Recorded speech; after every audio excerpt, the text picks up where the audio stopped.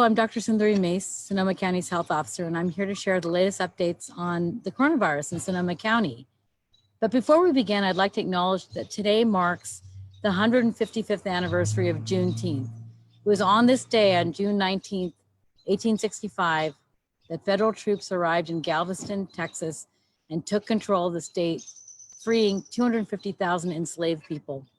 It marked the official end of slavery in the United States, and this day is celebrated by Black communities throughout the United States.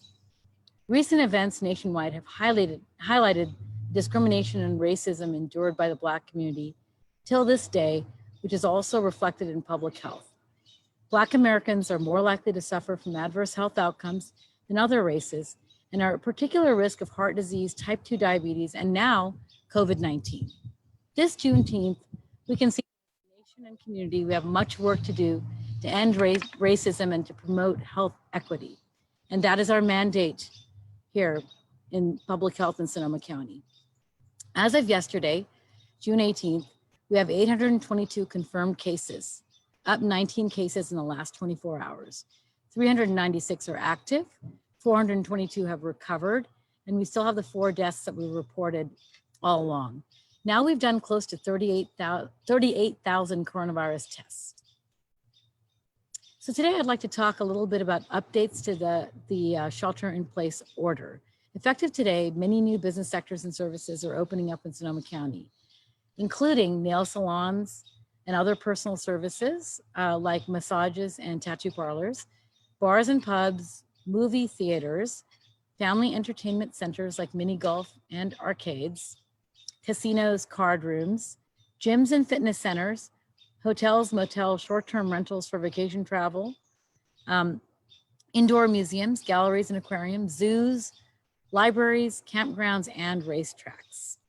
Many of the types of businesses that are being allowed to open back up involve indoor activity where the virus is more likely to thrive and transfer from person to person. While mitigation will make these situations far safer, arranging to have these services and activities available outdoors is optimal and strongly encouraged, as this is then a lower risk environment. All these businesses will be open with detailed mitigation measures prescribed by the state of California and include the usual precautions, reducing the number of people allowed in the building at one time, continuing the use of facial coverings while indoors and outdoors when not able to maintain 6 feet of physical distance, and using good hygiene practices and procedures, especially in high-touch areas. This additional reopening is possible for 3 primary reasons. First, the public and businesses are adhering to the mitigation strategies and guidance. Second, the county has increased staffing levels to perform such key activities like contact tracing. We've also secured the necessary personal protective equipment. We have set up alternative care operations to care for persons with COVID. And we're performing broad community testing with the ability to quickly mobilize testing operations into hotspots. For example, the testing that we performed in the Latinx community. We've also been able to identify and contain cluster outbreaks, and we'll continue to monitor all of our key indicators. Lastly, our strong network of healthcare providers has made significant adjustments to their workplaces, while also engaging in extensive planning to ensure that we have adequate capacity in the event of a surge. Despite this continued reopening, this pandemic is far from over. We have seen 142 new cases in Sonoma County in the last week. And our case rate now is 40 per 100,000, where it was a few weeks ago when we decided to take a pause. As we have not increased in the case rate and haven't really met some of the other red flag metrics, we are continuing to reopen, but please be safe and follow all the mitigation measures that we've been talking about. I'd also like to highlight the importance of testing for the virus. Maintaining our numbers of viral testing is critical to our path towards reopening and keeping reopened, as it is required by the state as one of the key indicators that they measure weekly. We're reopening to more services and businesses, which increases the overall risk of transmission in the community. Despite the many precautions put in place, there's still risk when people are out and about more. So I do encourage everyone to get tested. The ability to reopen is, of course, dependent on a constellation of indicators, but testing is a cornerstone. It does show that we're actively looking for the virus. And it's a very good thing that is, a virus is very good at hiding.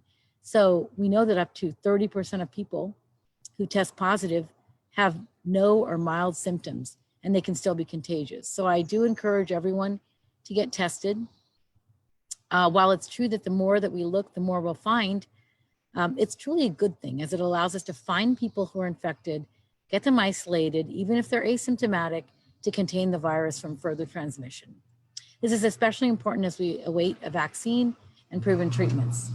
So there's several ways to get a COVID-19 test in the county. OptumServe is operating 2 sites, one in Petaluma, one in Santa Rosa. You need to schedule an appointment on their website, lhi.care/COVID testing, or you can call 1-888-634-1123 if you do not have internet access or if you speak a language other than English. Testing at these sites is open to all residents and is free of charge. The Department of Health Services continues to operate a drive-through site at Santa Rosa for priority populations, and it does include people with high risk. Well, thanks for joining me today. Please continue to take care of yourselves, stay healthy, have a great weekend, and we'll talk again on Monday.